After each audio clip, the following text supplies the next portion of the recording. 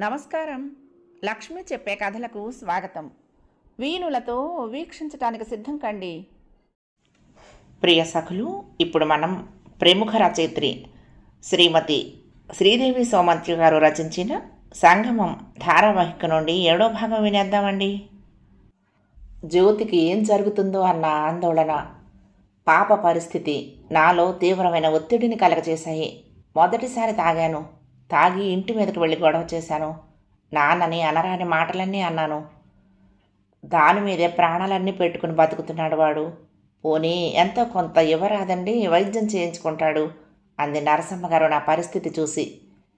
గోడకేసిన సున్నము, చెయ్యి దాటిన డబ్బు ఒకటే, దానికి వైద్యం కన్నవాళ్ళు చేయించుకోరా? మొదటి పురుడు వాళ్ళ బాధ్యత కాదా అన్నాడు నాన్న. తండ్రి పోయాడు, తల్లి అస్వతంత్రురాలు, ఇంకెవరున్నారు దాని మంచి చెడ్డలు చూడటానికి? ఏదైనా తేడా వస్తే వీడికి మనం మొహం చూపెట్టగలమా అంది. పెళ్ళాం పోతే ఇంకొకరితో వస్తుంది, కట్నం తెస్తుంది. ఆ రోగిష్టిది ఇప్పుడు బతికేం ఉద్ధరించాలి? కొత్త పెళ్ళాం వస్తే అన్ని కోపాలు అవే సర్దుకుంటాయి నిర్లక్ష్యంగా అన్నాడు. ఆయనకు జ్యోతి ఆరోగ్య పరిస్థితి పట్ల పూర్తి అవగాహన ఉందని అర్థమైంది. నాకు ఆ క్షణాన కలిగింది అసహ్యం కాదు, కోపం కాదు, అవేమీ కాని ఒక వింత భావన. అవును, భార్య బతికుండగానే మరొక పెళ్లి చేసుకుని ఆమె కళ్ళెదుటే కాపురం పెట్టిన మనిషి అంతకంటే సంస్కారవంతంగా ఎలా మాట్లాడగలుగుతాడు? ఇటువంటి మనిషిని వెనకేసుకొచ్చి జ్యోతి అన్నదమ్ములు నన్ను దుయ్యబడుతున్నారు. జంఝం తెంపేసి అక్కడి నుండి వచ్చేశాను. అన్ని బంధాలు తెగిపోయినట్లు అనిపించింది. కొద్ది రోజులు ఎడతెరిపి లేకుండా, పగలు రాత్రి అనే భేదం లేకుండా ఏ పని దొరికితే అది చేశాను. డబ్బు కోసం. సంపాదించగలిగింది చాలా తక్కువ. వ్యవస్థీకృత సమాజంలో ఉన్నన్ని అవకాశాలు అవ్యవస్థలో ఉండవు. దోపిడీ ఉంటుంది. ఎంతొస్తే అంత కాగితంలో చుట్టి జ్యోతి ఇంట్లోకి విసిరేవాణ్ణి. వాటిని వాళ్ళు చూశారా, జ్యోతికి వాడుతున్నారా ఏదీ తెలీదు. మంచి చెడ్డలు, ఉచ్చనీచాలు ఏవి ఆలోచనలోకి రాని స్థితి. ఒకరోజు వార్త వచ్చింది. అనుకున్నదే, జరగకూడదని కోరుకున్నదే. జ్యోతి సెరెబ్రల్ హెమరేజ్తో చనిపోయిందని. రోగం ఏమిటో తెలుసు, ఎలాంటి వైద్యం చేయించాలో తెలుసు. అందరి దగ్గర డబ్బుంది, అందరూ ఆప్తులే. కానీ ఎవ్వరికీ తనిప్పుడు అక్కర్లేదు. వైద్యం చేయించగల పరిస్థితి నాకు లేదు. అసమర్థుణ్ణైన నేను ఆమెకు విలువ లేకుండా చేశాను. ఆ తర్వాత 2 రోజులకే పాపై చనిపోయింది. తెగిన గాలిపటంలా రోడ్డు మీద పడ్డాను. సంపాదించి మిగల్చాల్సిన అవసరం కూడా లేదు. తినటం, తాగటం. ఆకసితోనే ఎప్పుడు రాశానో, ఏం రాశానో పరీక్షలు రాశాను. అలా తాడు బొంగరం లేనట్టు తిరుగుతున్న రోజుల్లోనే మళ్ళీ చందు కలిశాడు. ఏమిట్రా ఇది? నా పరిస్థితికి చెలించిపోతూ అడిగాడు. నా మనసులో బాధనంతా వాడితో చెప్పుకోవాలనిపించింది. ఒకదాన్ని ఒకటి తరుముకొస్తూ ఎన్నో ఉద్వేగాలు. ఆఖరికి అందరూ నా గురించి నిర్ణయించింది తండ్రితో సత్సంబంధాలు నిలుపుకొని, ఆస్తిని చేజిక్కించుకోలేని, భార్య పిల్లల్ని పోషించుకోలేని, భార్యకు వైద్యం చేయించలేక చంపుకున్న అసమర్థుణ్ణని. అదే చెప్పి చేతుల్లో ముఖం దాచుకుని చిన్నపిల్లాళ్ళ ఏడ్చేశాను. అతను సుదీర్ఘంగా నిశ్వసించాడు. నీ గురించి చెప్పాడు. నువ్వు మగవాడివి కాబట్టి బాధపడుతున్నానని చెప్పి కుటుంబ బంధాల నుంచి విడివడి బతకగలుగుతున్నావు. కిరణ్ ఆడపిల్ల, తన ఉనికి ఎక్కడో తనకే తెలియటం లేదు. పెళ్ళయింది కాబట్టి అత్తవారింటికి వెళ్ళాలా? బావలేడు కాబట్టి తనకక్కడ ఎలాంటి స్థానం ఉంటుంది? ఎలాగో బావలేడు కాబట్టి ఇక్కడే ఉండిపోయి మళ్ళీ చదువుకొని ఏ ఉద్యోగం వెతుక్కొని పాపను పెంచి పెద్ద చేయాలా? అదొక్కటే తన జీవిత గమ్యమా? తనకింకేమీ మిగిలిలేవా అనే ఎన్నో ప్రశ్నలతో మా అందరి వంతు దుఃఖాన్ని తనే మోస్తూ తిరుగుతోంది. ఒక్కసారి దాన్ని చూడు, కన్నీటి కడలిలో దాగి ఉన్న బడబానలంలా కనిపిస్తోంది. ఒక బాధ కలగటం కన్నా దాన్ని బయటకు వ్యక్తపరిచి వదలుకొట్టుకునేందుకు మార్గం లేకపోవటం ఇంకా బాధాకరం అన్నాడు. తను నీకోసం ఎంత పరితపించాడో నా కోసం కూడా అంతే నిజాయితీగా బాధపడ్డాడు. అప్పటి వరకు పీజీ రిజల్ట్స్ నేను చూసుకోలేదు. 2nd క్లాసులో పాస్ అయ్యానని తనే చెప్పి వాళ్ళ కాలేజీలో పార్ట్ టైం పోస్ట్ ఉంటే ఇప్పించాడు. మీ ఇంటికి తీసుకువెళ్ళి నిన్ను పరిచయం చేశాడు. నిన్ను మళ్ళీ మనుషుల్లో వేసే బాధ్యత నా మీద ఉంచాడు. అల్లరి చేస్తున్న పిల్లవాడికి తమ్ముడు అల్లరి చేయకుండా చూసుకోమని బాధ్యత అప్పగించినట్లు వాడిదంతా స్నేహధర్మంగా చేశాడు. అది ఇలాంటి మలుపు తీసుకుంది. గోపాలకృష్ణ చెప్పటం పూర్తి చేశాడు. కిరణ్మయి మనసు అనిర్వచనీయమైన అనుభూతితో నిండిపోయింది. కాలాతీత వ్యక్తులు నవలలో శ్రీదేవి గారు అనిపించినట్లు అతను పుట్టుకతోటే సగం మనిషి, మిగిలిన సగభాగంలో చాలా వరకు మంచితనం ఉంది. దాన్ని ఆధారం చేసుకుని అతను బతుకుతున్నాడు. అతడు తనకు ఆధారాన్ని ఇవ్వలేదు. ఒక సహచరుడు కాగలడు. కష్టాలకి సుఖాలకు స్పందించగలడు. అతని తల్లికి అలా జరగకుండా ఉండాల్సింది. కనీసం అలా జరిగిందని అతనికి తెలియకుండా ఉండాల్సింది. తెలిసాకైనా కనీసం అతన్ని సానుభూతితో చూసి జన్మనిచ్చిన తల్లికి అన్యాయం చేసిన వ్యక్తుల నుంచి దూరంగా జరిగి బ్రతకాలనుకున్న అతని తపనను అర్థం చేసుకొని సహకరించవలసింది. కనీసం అతని బతుకు అతని బతకనివ్వాల్సింది. ఈ కనీస న్యాయాల్లో ఏ ఒక్కటి అతనికి జరగలేదు. తన ముందు జీవితం ఎలా ఉండబోతోందో చూచాయిగా అర్థమైంది కిరణ్మయికి.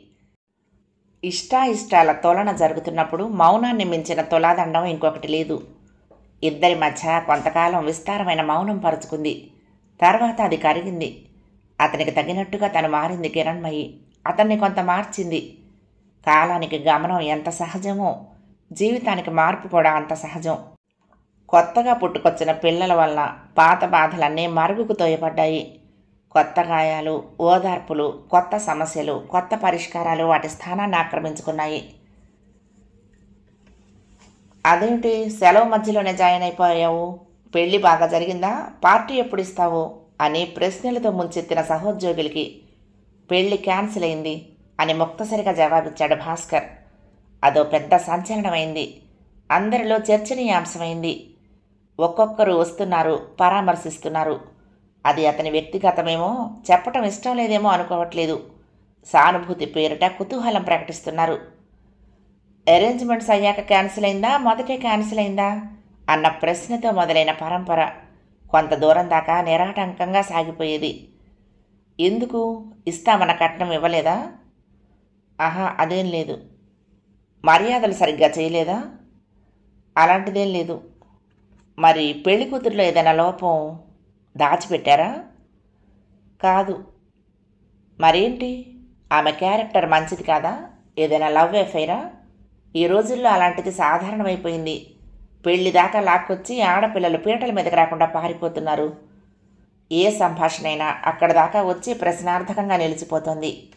అమాయకమైన శాంతి మొహం గుర్తొచ్చి అతను ఆ నింద వేయలేకపోయాడు. మరి ఎందుకని పెళ్ళాగిపోయింది? ఈ ప్రశ్నకు అతను ఖచ్చితమైన జవాబు చెప్పలేకపోతున్నాడు. పెళ్లి కూతురు తల్లిది రెండో పెళ్ళిట అని చెప్తే ఎంత అసంబద్ధంగా ఉంటుంది. నీది ఇంత సంకుచిత మనస్తత్వమా అని మొహం మీదే అడిగేస్తారు. దానికి తనే సమాధాన పడలేకపోతున్నాడు. ఎవరికైనా ఏం చెప్తాడు? ఈ రకమైన బాధని అనుభవిస్తే కానీ తెలీదు.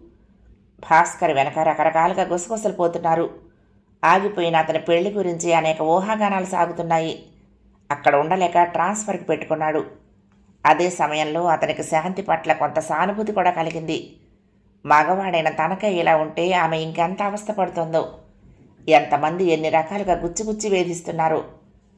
అమ్మాయి కొంచెం తెగింపు మొండితనం ఉన్నదిలాగానే ఉంది. ఆ రోజు ఎంత ధైర్యంగా తనకి కబురు పెట్టింది. మరొకరైతే జరిగిన తనకి ఏడుస్తూ కూర్చునేవారు, ఏదైనా అఘాయిత్యం చేసేవారు. ఈమె అలాంటిది కాదు కాబట్టి సమస్య లేదు.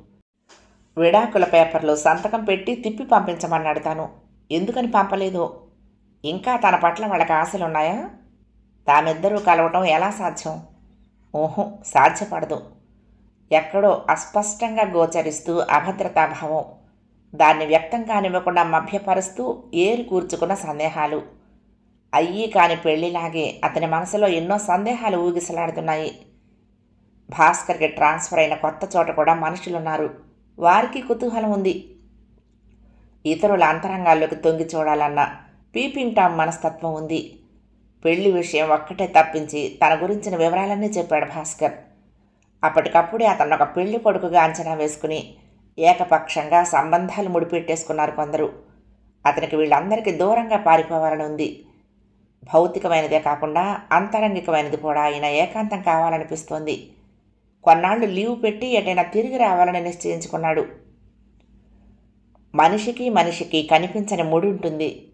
ఒకసారి పరిచయం అయ్యాక, అంతరంగిక స్పర్శ ఏర్పడ్డాక ఆ వ్యక్తుల కదలికలు మళ్ళీ కలుసుకునే దిశగానే సాగుతుంటాయి. దాన్ని కాకతాళీయం అనొచ్చు. గోపాలకృష్ణతో పరిచయమైంది. అతని సాత్వికత, ఔచిత్యపు హద్దులు దాటని మనస్తత్వం భాస్కర్ని ఆకర్షించాయి. భాస్కర్ ఇక్కడికి ట్రాన్స్ఫర్ మీద రావటం, రెక్కలు విరిగిన పక్షిలా శాంతి తల్లి దగ్గరకు చేరటం ఇంచుమించు ఒకేసారి జరిగాయి. శాంతి కోసం సెలవు పెట్టి ఇంట్లోనే ఉంది కిరణ్మయి. కూతురికి బెరుకు సంకోచం పోవటానికి గోపాలకృష్ణతోటి మిగిలిన పిల్లలతోటి కలిపి ఊరంతా చూపించింది. షాపింగ్కు తీసుకువెళ్ళి చీరలు కొంది. మధుకు మళ్ళీ చూడీదారులు తీసుకుంటానంటే శాంతి ఒప్పుకోలేదు. నాకు అలవాట్లేదు, ఇప్పుడు వేసుకుంటే నాకే ఎబ్బెట్టుగా అనిపిస్తుంది అని తిరస్కరించింది. తల్లి తన కోసం ధారాళంగా డబ్బు ఖర్చు చేస్తూ ఉంటే మొహమాటంగా అనిపించి, వాళ్ళు తిప్పిచ్చేసిన డబ్బు నా పేరు మీదే వేశాడు పెదనాన్న అంది. అది అలాగే ఉండని, ముందు ముందు ఎందుకైనా పనికొస్తుంది అంది కిరణ్మయి. శాంతి తమతో కలవలేకపోవటం ఆమెకు ముళ్ళు గుచ్చుకున్నట్లు కలుక్కుమంటోంది. గోపాలకృష్ణ దగ్గర బాధపడింది. అతను చిన్నగా నవ్వి, ఇదేమి తెలుగు సినిమా కాదు, తప్పిపోయిన కొడుకు 25 ఏళ్లకు తిరిగొచ్చి అమ్మ అని కౌగులించుకున్నట్లు శాంతి కూడా చేయటానికి. మనకు భిన్నమైన వాతావరణంలో పెరిగింది. వాళ్ళు నీ గురించి ద్వేషాన్ని రంగరించిపోశారు. అదీగాక పెద్దవాళ్ల ప్రేమ అదుపు లేకుండా స్వతంత్రంగా పెరిగింది. తాను పెరిగిన పరిస్థితుల్లో సున్నితంగా ఉండటానికి, అవతలి వాళ్ళు బాధపడతారేమోనని ఆలోచించుకోవటానికి అవకాశం ఉండుండదు. నువ్వే ఆ అమ్మాయిని అర్థం చేసుకుని తనలో మన పట్ల సదవగాహన కలిగేలా చేయాలి అన్నాడు. అతను చెప్పిన మాటల్ని పాఠం విన్నంత శ్రద్ధగా వింది కిరణ్మయి. నిజమే, తనే చాలా సంయమనం చూపించాలి. మనసులు పెరిగినా విద్వేషాలు పెరిగినా ఇలాంటప్పుడే. అందులోనూ శాంతి అన్ని విధాల దెబ్బతినుంది. చాలా జాగ్రత్తగా వ్యవహరించాలి తనలో తను అనుకుంది. చందుకు ఫోన్ చేసి శాంతి వచ్చినట్లు చెప్పింది. ఆ సమయానికి శాంతి కూడా అక్కడే ఉంది. చందు పెద్దగా ఉత్సాహం చూపించలేదు. వీలు చూసుకుని వస్తామని చెప్పి పెట్టేశాడు. కిరణ్మయి చిన్నగా నెట్టూర్చింది. చందు కూతుళ్ళకి సంబంధాలు కుదరటం లేదు. అప్పుడేదో తెలిసి తెలియని తనంలో అభ్యుదయం ఆదర్శం అంటూ చేశాం. ఈ రోజున దాని పర్యవసానం మా పిల్లలు అనుభవిస్తున్నారు అంటుంది ఉదయ. ఏది ఏమైనా జరిగిపోయిన దాన్ని వెనక్కు తిప్పలేము. తవ్వుకోవటం వలన అనవసరపు మనస్తాపాలు తప్ప అంది బాధపడుతూ. శాంతి తల్లికేసి సూటిగా చూసింది. రెండో పెళ్లి చేసుకుని తల్లి సుఖపడి ఉంటుందా అనుకుంటే అలాంటిదేమీ ఉండదనిపించింది. నాకు బెంగగానే అనిపిస్తుంది శాంతి. నీ విషయంలో ఇలా అయిందా? మధు మనోలకు ఏం జరుగుతుందో తెలియటం లేదు. నేను పెళ్లి మీద పెళ్లి చేసుకుని మిమ్మల్ని ఇలాగే ఉండిపోమని ఎలా అనగలను? చాలా బాధ అనిపిస్తుంది అంది కిరణ్మయి. అంటే ఆడవాళ్ళు ఎప్పటికీ ఏడుస్తూనే ఉండాలా అమ్మా? ఏదైనా పోగొట్టుకుంటే దాన్ని తలుచుకొని బాధపడుతూ ఉండాలే కానీ ఆ బాధ నుంచి బయటకు వచ్చి సంతోషాన్ని వెతుక్కోకూడదా? మాకు నువ్వుగా చేసిన అన్యాయం ఏముంది? ఏ తల్లిదండ్రులు మాత్రం ఇంతకన్నా చేస్తారు? నువ్వు నాన్నని తలుచుకొని ఏడుస్తూ ఉంటే అంతా సానుభూతితో నన్ను చేరదీసేవారు. అలా ఎంతకాలం? నీ దుఃఖపు పునాదుల మీద మాకు సుఖాలా? వద్దు, ఏం జరుగుతుందో చూద్దాం. నాదంటే వేరు. మధు వాళ్ళు చదువుకుని పెద్ద ఉద్యోగాలు చేస్తే నాలా ఎందుకుంటారు? శాంతి తల్లిని ఓదార్చింది. కిరణ్మయి తడి కళ్ళతో నవ్వింది. నేను అలా చేశానని నీకు కోపం లేదా అడిగింది. ఎందుకు కోపం? ఎదురడిగింది శాంతి. కిరణ్మయికి ఎంతో ఓదార్పుగా అనిపించింది శాంతి ప్రవర్తన మాటలతో. తను ఓడిపోకూడదు. ఈ 4 పిల్లల్ని ప్రయోజకుల్ని చేసేదాకా పోరాడాల్సిందే. తనని ఒక ఓటమికి ప్రత్యామ్నాయంగా చెప్పుకోకూడదు బలంగా అనుకుంది. చందు కూతుళ్ళకే సంబంధాలు రాంది తన కూతుళ్ళకు మాత్రం వస్తాయా అనిపించింది మళ్ళీ వెంటనే. గోపాలకృష్ణ అంటాడు, వాళ్ళ అప్రోచ్ తప్పు. సాంప్రదాయాన్ని వదిలిపెట్టి మనం ఒక అడుగు దూరం జరిగినప్పుడు అది మనల్ని వదిలి ఇంకో 4 అడుగులు దూరం జరుగుతుంది. మనని మన కుటుంబాల్లో కలుపుకోరు. కలుపుకోని చోట వెతుక్కొని వాళ్లతో వద్దని పెంచుకొని బాధపడటం దేనికి? మనప్పుడు ఎంత విశాలంగా ఆలోచించారో ఇప్పుడు కూడా అలాగే ఎందుకు ఉండలేకపోతున్నారు? పిల్లల్ని బాగా చదివించి ఉద్యోగాల్లో పెడితే అప్పుడు ప్రాధాన్యాలు మారతాయి. వాళ్లకు డిగ్రీలు ఉన్నప్పటి నుంచే సంబంధాలు వెతికి అవి కుదరక న్యూనతాభావాన్ని వాళ్లలో నింపుతున్నారు అని. అతననేది నిజమే. సాంప్రదాయం అనే చట్టంలో నుంచి యువతలకు వచ్చిన కుటుంబం తమది. తమ జీవన శైలి దానికి తగ్గట్టే ఉండాలి.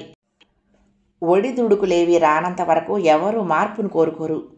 మారటానికి ఇష్టపడిన మనుషుల్ని మనం తెచ్చిన మార్పు సరైనదేనని ఒప్పించే ప్రయత్నం ఎందుకు చేయాలి?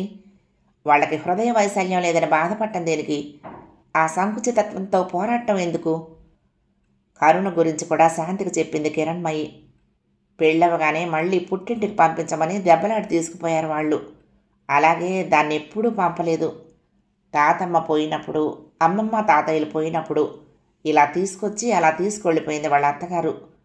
ఆ కొద్ది నిమిషాల్లో అది చనిపోయిన వాళ్ళని కళ్ళారా చూసుకుందో, లేక బతికున్న మమ్మల్ని కంటి కొనలతో చూసుకుని తృప్తి పడిందో తెలీదు. మా ఇద్దరికీ సంవత్సరన్నర తేడా. ఒక ప్రాణంలో బతికాము. అలాంటిది దాన్ని చూసి ఏళ్లు గడిచిపోయాయి. అది ఎన్ని మమకారాలను చంపుకుందో. చైతన్య నేను చేసిన పనిని సమర్థించాడు సరే, వాళ్ళ అమ్మకు మాత్రం ఏమాత్రం సర్ది చెప్పలేకపోయాడు. ఆవిడ కోపం ఎందుకో ఎవరి మీదో నాకు తెలీదు. నేను వితంతువుగానే కాలం గడుపుతూ ఉంటే వాళ్ళకొచ్చే లాభం ఏమిటో తెలీదు. ఇలాంటి మనుషుల మధ్య చందు పిల్లలకు సంబంధాలు వెతికితే ఎందుకు కుదురుతాయి అంది కిరణ్మయి కళ్ళ నీళ్లు తుడుచుకుంటూ. పిన్ని ఫోటో ఉందా అమ్మా అడిగింది శాంతి. కిరణ్మయి పెళ్లికి ముందటి కరుణ ఫోటో చూపించింది. ఆ రాత్రంతా శాంతికి కలత నిద్రే అయ్యింది. అందులోనే కలలు. ఆ కలలన్నీ కరుణ చుట్టే. శాంతికి తల్లి దగ్గర చాలా బాగుంది. ఒకరినొకరు మన్నించుకోవటం, ఎదుటివారు బాధపడతారేమోనని జాగ్రత్తగా ప్రవర్తించటం, తల్లి గోపాలకృష్ణ పిల్లల పట్ల కనబరిచే శ్రద్ధ జాగ్రత్త, అదే సమయానికి వాళ్ళకిచ్చే స్వేచ్ఛ అన్నీ బాగున్నాయి. తనని వాళ్ళు తమలో ఒకదానిగా కలుపుకోవటానికి చేస్తున్న ప్రయత్నాలు కూడా అర్థమవుతున్నాయి. కానీ ఆమెకి ఒక విధమైన ఇబ్బంది. అదేమిటో అర్థం కావటం లేదు. వరంగల్లో చాలా చోట్ల తిరిగింది శాంతి. కిరణ్మయికి నోవా, గోపాలకృష్ణకు బైకు ఉన్నాయి. నోవా మధు కూడా నేర్చుకుంది. తల్లి దాని మీద వెళ్తూ ఉంటే ఆశ్చర్యంగా చూసింది శాంతి. నువ్వు నేర్చుకుంటావుటే అడిగింది కిరణ్మయి. నాకా? ఎందుకు? నేనెక్కడికి వెళ్ళాలి? తడబడుతూ అడిగింది శాంతి. ఎందుకేమిటి? ఈ రోజుల్లో అన్నీ రావాలి. డ్రైవింగ్ వస్తే టైం మన చేతుల్లో ఉంటుంది. ఒక్కదానివి ఇంట్లో కూర్చోకుండా లైబ్రరీకి వెళ్ళి రావచ్చు. కాలేజీలోనో ఇన్స్టిట్యూట్లోనో చేరావనుకో ఎలా వెళ్తావు అని శాంతిని ముందు కూర్చోబెట్టుకుని ఎలా డ్రైవ్ చేయాలో నేర్పించి 2 రౌండ్లు తిప్పింది కిరణ్మయి. సీడీ ప్లేయర్లో ఇష్టమైన పాటలు వినటం, టీవీలో రకరకాల ఛానల్స్లో వచ్చే సినిమాలు చూడటం, ఓవెన్లో కేక్ తయారు చేయటం అన్నీ వింతలే శాంతికి. మనుషులు ఇంత విరామంగా ఇంత సంతోషంగా గడపగలుగుతారా అని విస్మయచకితురాలైంది. అస్తమానం శాంతి సినిమాలే చూస్తూ ఉంటే ఒకరోజు గోపాలకృష్ణ అన్నాడు, ఎప్పుడూ సినిమాలే కాదు ఇంకా మంచి మంచి ప్రోగ్రామ్స్ వస్తూ ఉంటాయి అని డిస్కవరీ ఛానల్ పెట్టాడు. శాంతికి అది ఆశ్చర్యమే. శ్రీను, మానస కార్టూన్ ఫిలిమ్స్ పెడతారు. మధు క్రికెట్ వస్తే వదలదు. శ్రీను క్రికెట్ గురించి తనకు తెలిసిందంతా శాంతికి చెప్పేశాడు. రోజు రోజు అప్డేట్స్ కూడా ఇస్తూ ఉంటాడు. ఇప్పుడిప్పుడే పాపులర్ అయిన ధోని వాడి ఫేవరెట్ క్రికెటర్. గది నిండా అతని ఫోటోలే. నిన్న మొన్నటిదాకా సచిన్వి ఉండేవి. ఇంట్లో ఇంత వైవిధ్యం, అందులోనే మళ్ళీ సయోధ్య. తల్లి నిత్య చైతన్య స్రవంతిలా కనిపిస్తుంది శాంతి కళ్ళకి. ఏ పని చేసినట్లు కానీ అలసిపోయినట్లు కానీ కనిపించదు. అయినా అన్ని వేళకు సిద్ధంగా ఉంటాయి. ఇల్లంతా తీర్చిదిద్దినట్టు ఉంటుంది. తమ పెరట్లో మల్లె చెట్టు ఎండిపోవటం, తను దానికి పాదు చేసి నీళ్లు పోసి సంరక్షిస్తే చిగురు పెట్టడం గుర్తొస్తుంది శాంతికి తల్లిని చూస్తూ ఉంటే. గోపాలకృష్ణ పట్ల అమితమైన గౌరవం కలిగింది. తను కూడా ఇక్కడే ఉండిపోయి ఉంటే ఎంత బాగుండేది. మంచి ఉద్యోగం చేసేది, మనసుకు నచ్చిన వాడిని చేసుకునేది. పెదనాన్న వాళ్ళు తనను తీసుకువెళ్ళి ఏం చేశారు? అటు ఇటు కాని వానాకాలం చదువు చెప్పించి అబద్ధాలతో పెళ్లి జరిపించారు. తన తల్లి ఎంచుకున్న మార్గానికి గమ్యం పల్లెటూరులో ఉండదు, ఇలాంటి పట్నవాసాల్లో ఉంటుంది. పెద్ద ఊర్లలోనైతే ఒకరి గురించి ఒకరికి పట్టదు. పల్లెటూర్లలో ప్రతిదీ వింతే. తనను చూసేవారు ఏం సాధించాలని తను తీసుకువెళ్ళాడు పెదనాన్న. తల్లి బిడ్డలను వేరు చేయడానికి ఆయనెవరు? కిరణ్మయిని సోలాల్లా గుచ్చిగుచ్చి వేధించిన ప్రశ్నలు ఇప్పుడు శాంతిని కూడా వేధించసాగాయి.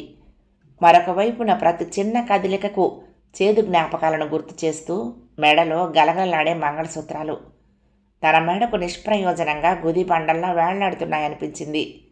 వాటిని చేతుల్లోకి తీసుకొని చూసింది. అతని తిరస్కారం గుర్తొచ్చి కళ్ళల్లో నీళ్లు తిరిగాయి. ఒక చేత్తో సూత్రాల గులుసు పట్టుకుని మరొక చేత్తో కళ్ళల్లో నీళ్లు తుడుచుకుంటున్న ఆమెను చూసింది కిరణ్మయి. ఏమిటి శాంతి? దగ్గరగా వచ్చి ప్రేమగా అడిగింది. శాంతి ఉలిక్కి పడింది. గొలుసు వదిలేసి తలదించుకుంది. నాకు చెప్పమ్మా బ్రతిమాలింది కిరణ్మయి. కూతురి సమస్య ఏ విధంగా పరిష్కరించాలో తెలియటం లేదు. తామే ఒక దారి చూపించడం వేరు, ఒక దారిలో సగం ముందుకు వెళ్ళిన దాన్ని వెనక్కు తీసుకొచ్చి ఇంకొక దారిలోకి పంపటం వేరు. ఇవి నా మెడలో ఎందుకున్నాయో, నేను చేసిన ఏ తప్పుకు ఈ శిక్ష పడిందో అర్థం కావటం లేదమ్మా అంది శాంతి. కిరణ్మయి చెలించిపోయింది. ఈ విషయం తమ మధ్య ప్రస్తావనకు రావటం ఇదే మొదటిసారి. నీకు వాటిని ఉంచుకోవటం ఇష్టం లేకపోతే తీసే శాంతి. నిన్ను కాదనుకున్న మనిషిని పదే పదే గుర్తు చేసే ఆ జ్ఞాపకాలను సచేతనంగా ఉంచుకోవటం ఎందుకు అంది. వీటిని తీసేసినంత మాత్రాన ఆ జ్ఞాపకాలు చెరిగిపోతాయా? మేం వెళ్ళి అతన్ని కలిసి మాట్లాడతాం శాంతి అంది కిరణ్మయి. శాంతి శుష్కహాసం చేసింది. భాస్కర్ చాలా మొండివాడు. పెళ్లి చెడిపోయిన రోజు రాత్రి నేను పిలిపించి మాట్లాడాను. ఎవరికి చెప్పని రహస్యాన్ని తల్లికి చెప్పింది. నువ్వు మాట్లాడావా? పిలిస్తే వచ్చాడా? విస్మయంగా అడిగింది కిరణ్మయి. వచ్చాడు, చెప్పాను ఇందులో నా తప్పేమీ లేదని. వినిపించుకోలేదు. పెదనాన్న వాళ్ళు వెళ్ళి బతిమాలారు. అతని తల్లిదండ్రులు కూడా సర్ది చెప్పారట, అయినా వినలేదు. విడాకుల కాగితాలు ఎప్పుడు పంపించాడు అడిగింది కిరణ్మయి. పెదనాన్న వాళ్ళు వెళ్ళొచ్చాక. అవి చూసే పెదనాన్నకు హార్ట్ అటాక్ వచ్చింది. మేం కూడా అతన్ని కలిసి మాట్లాడదామనుకుంటున్నాం శాంతి. పెదనాన్న వాళ్ళు విషయం దాచిపెట్టారని కోపం ఉండొచ్చు. చదువుకున్నవాడు. తల్లిదండ్రులే అర్థం చేసుకున్నప్పుడు అతను చేసుకోడా? అంతగా అయితే పెళ్లి కానుకగా ఇంకొంత డబ్బో ఫ్లాట్లో బంగారం ఇస్తామని చెప్తాము అంది. ఇవన్నీ వాళ్ళు చేశారు. కొద్దిసేపు తల్లి కూతుళ్ల మధ్య నిశ్శబ్దం తాండవించింది. మీరు వెళ్తారు, అతన్ని ఏదో ఒక విధంగా ఒప్పిస్తారు. అతను దయతలిచి నన్ను తీసుకువెళ్తాడు. ఎప్పుడు ఎవరో ఒకళ్ళ దయాధర్మం మీదే నేను బతకాలా అమ్మా? నాకంటూ స్వేచ్ఛా స్వాతంత్రాలు ఉండక్కర్లేదా? జాలిపడి ఆదరించడమే కానీ నన్నుగా ఎవ్వరూ ఎప్పటికీ గుర్తించరా అమ్మా? ఇక్కడికి రానంత వరకు నా బతుకు అంతేననుకున్నాను. ఇక్కడికి అంటే మీ మధ్యకు వచ్చాక నేను ఎంత నష్టపోయానో అర్థమవుతోంది. నాకు నీలాగా గర్వంగా తలెత్తుకొని తిరగాలని ఉంది. నువ్వేదో చేశావని నన్ను చిన్నచూపు చూసే మనిషి నాకు అక్కర్లేదు అంది శాంతి తన మనసులోని భావాలకు మాటల రూపం ఇచ్చి తల్లి ముందు పరుస్తూ. కొద్దిసేపటి క్రితమే భాస్కర్ను గుర్తు తెచ్చుకొని ఏడ్చి అంతలోనే అతను అక్కర్లేదని చెప్తున్న శాంతికేసి తదేకంగా చూసి నవ్వింది కిరణ్మయి. ఇది ఇంకా చిన్న పిల్లే. తనకు ఏం కావాలో ఏం అక్కర్లేదో నిర్ణయించుకునే వయసు, అనుభవం రెండూ లేవు.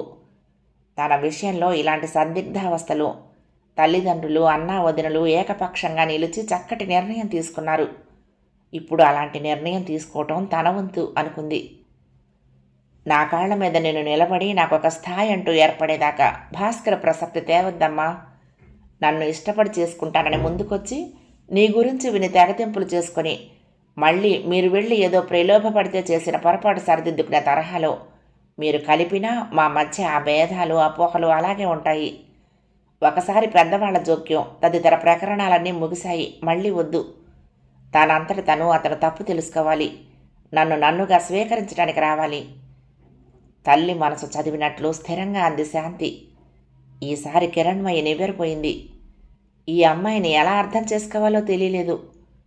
నాకేదైనా జాబ్ కావాలమ్మా అంది శాంతి. ఇంటర్ చదువుకి ఏ జాబ్ వస్తుంది అడిగింది కిరణ్మయి. మరైతే ఏం చదివితే వస్తుంది? అర్జెంటుగానా? కిరణ్మయి నవ్వింది. లే, ముఖం కడుక్కో. తయారైతే అలా బజార్కి వెళ్ళొద్దాం. కూరగాయలు తెచ్చుకోవాలి. ఫ్రిడ్జ్లో పళ్ళేమీ లేవు.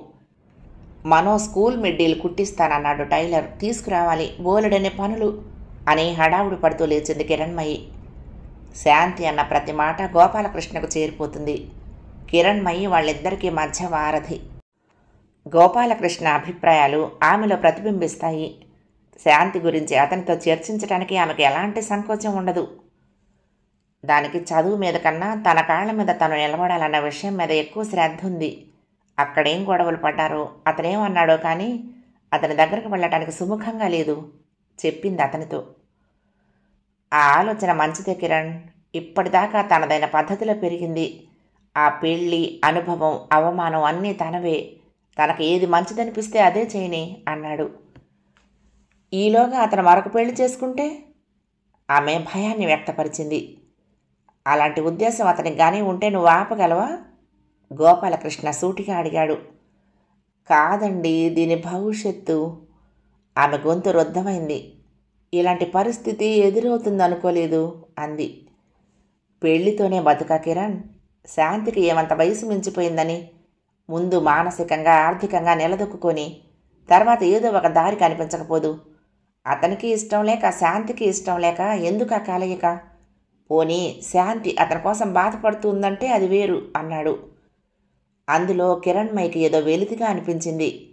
కానీ రాజీ పడటం మినహా మరో మార్గం లేదు. తను నడుస్తున్న దారి వర్ధనమ్మ చెప్పిన చోటుగా సాగుతూ ఉండటం బాధ కలిగించింది. కెరీర్ గైడ్ కొనుక్కొచ్చి కిరణ్మయికిచ్చాడు గోపాలకృష్ణ శాంతికిమ్మని. ఎక్కడి వాళ్ళు అక్కడికి వెళ్ళిపోయాక శాంతి టీవీ ముందు కూర్చుని దాన్ని యథాలాపంగా తిరగేసి కొద్దిసేపటికే అందులో నిమగ్నమైపోయింది. నిలదొక్కుకోవటానికి మనిషికి ఎన్ని అవకాశాలో! వండుకోవటం, తినటం, ఇల్లు సర్దుకోవటం, ఇలాంటి చట్రంలో నుంచి బయటికి రావటానికి ఆడవాళ్ళకి ఎన్ని మార్గాలో! తిండి కోసం తాపత్రయపడటం ప్రతి మనిషికి తప్పదు. నిజమే, మగవాడు ఒకసారి తినటం అయ్యాక ఇంకా ఆ ఊసే అతడు. కానీ దివారాత్రాలు ఆడవాళ్లకు మాత్రం అదే బతుకైపోయింది. తెల్లారి లేచిన దగ్గర నుంచి అర్ధరాత్రి దాకా ఊపిరి సలపని పనితో సతమతమయ్యే పెద్దమ్మలని, మేనత్తలని, ఇంకా ఎందరో అటువైపు వాళ్ళని చూసింది. పుట్టుకకి అర్థం పరమార్థం అంతే కామోసననుకుంటూ వచ్చి తల్లి దగ్గర కొత్త అర్థాల్ని గ్రహించింది. ప్రతి పని కిరణ్మయ్య చేయాలన్న నియమం లేదిక్కడ. ఎవరు ముందు లేస్తే వాళ్ళు పాల ప్యాకెట్లు కత్తిరించి పాలు స్టవ్ మీద సిమ్లో పెడతారు. తర్వాత లేచిన వాళ్ళు కూరగాయలు తరిగి అక్కడ పెడతారు. బియ్యం పప్పు కడిగి కుక్కర్లలో పెడతారు. ఆఖరికి సీరు కూడా ఏదో ఒకటి అతని వయసుకు చేతనైంది చేయటం చూసింది శాంతి. మంచినీళ్ల సీసాలు నింపి ఫ్రిడ్జ్లో పెట్టడం, కూరలు బజార్ నుంచి తెస్తే వాటిని విడి కవర్లలో వేసి ఫ్రిడ్జ్లో పెట్టడం, ఇలా పనులన్నీ చులాగ్గా అయిపోతాయి. ఎవరి ప్లేటు వాళ్ళు కడిగేసి స్టాండులో పెడతారు. అని అనిపించని, కనీ కనిపించని క్రమశిక్షణ. అన్ని దారులు మూసుకుపోయాక ఆఖరి ప్రత్యామ్నాయంగా తల్లి దగ్గరకు చేరాననుకున్న ఆమెకు ఒక్కసారి ఎన్నో ద్వారాలు తెరుచుకొని ప్రపంచం వేల వేల చేతులతో తనను ఆహ్వానిస్తున్నట్లు అనిపించింది. తను అన్ని విధాలా ఓడిపోయింది అని, ఎందుకు పనికిరాదనిపించిన ఆత్మన్యూనత ఆవిరైపోయింది. Interior decoration, fashion technology, beautician కోర్సులు, పెద్ద పెద్ద చదువులు అవసరం లేని ఎన్నో కోర్సులు శాంతిని ఆకర్షించాయి. నచ్చినవన్నీ అండర్లైన్ చేసింది. మధు కాలేజీ నుంచి వచ్చి శాంతి చేతిలోని పుస్తకాన్ని చూసి కుతూహలంగా తీసుకుంది. అబ్బా, వండర్ఫుల్! శాంతి, ఇల్లు కాలేజీ తప్పించి ఇంకొక ప్రపంచం, ఇంత విస్తృతమైన ప్రపంచం ఉందని నాకు తెలీదు. నీకిది ఎక్కడిది? అడిగింది మెరుస్తున్న కళ్ళతో. ఇంజనీరింగ్ కోసం ప్రిపేర్ అవుతున్న మధు మాటలో శాంతికి ఆశ్చర్యాన్ని కలిగించాయి. అమ్మ ఇచ్చింది, నాకు నచ్చిన కోర్సులు అండర్లైన్ చేశాను బిడియంగా అంది. మధు వాళ్ల ముందు కిరణ్మయిని అమ్మ అనటానికి కూడా సంకోచమే. ఖచ్చితంగా అమ్మ సెలక్షనే ఉండదు ఈ పుస్తకం, నాన్నకే ఇలాంటివన్నీ ఆసక్తి అంది మధు.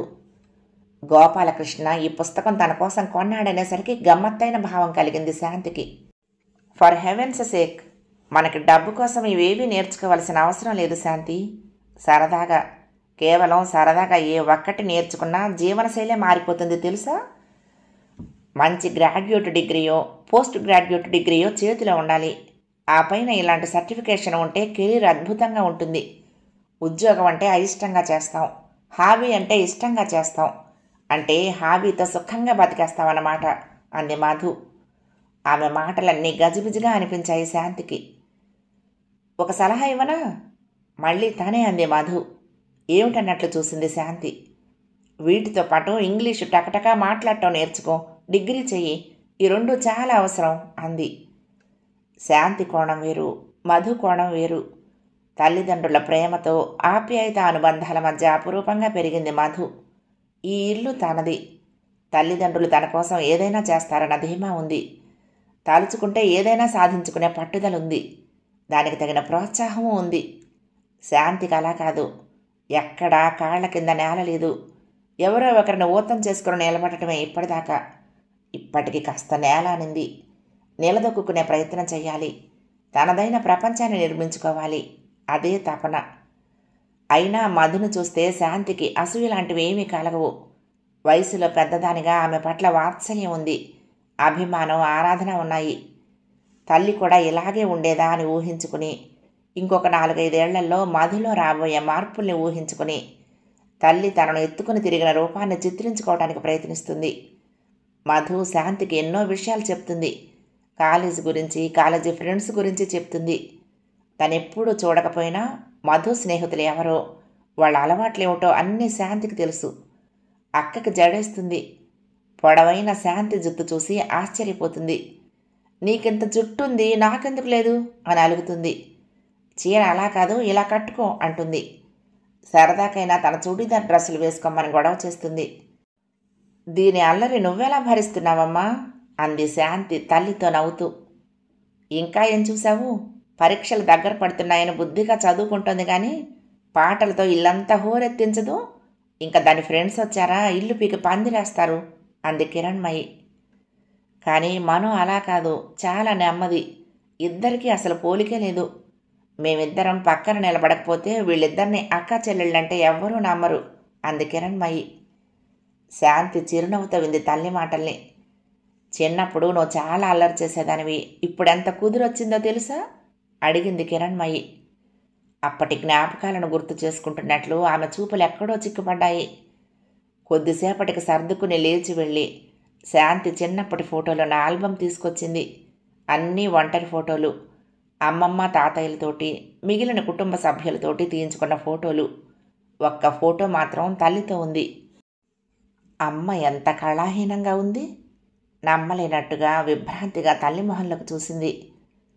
నాన్న నేను పుట్టకముందే చనిపోయారా కుతూహలంగా అడిగింది. అందులో తల్లిని నొప్పిస్తున్నానేమోనన్న స్పృహ లేదు. అవునమ్మా కిరణ్ జవాబిచ్చింది. అంతే. శాంతి ఇంకేమీ అడగలేదు.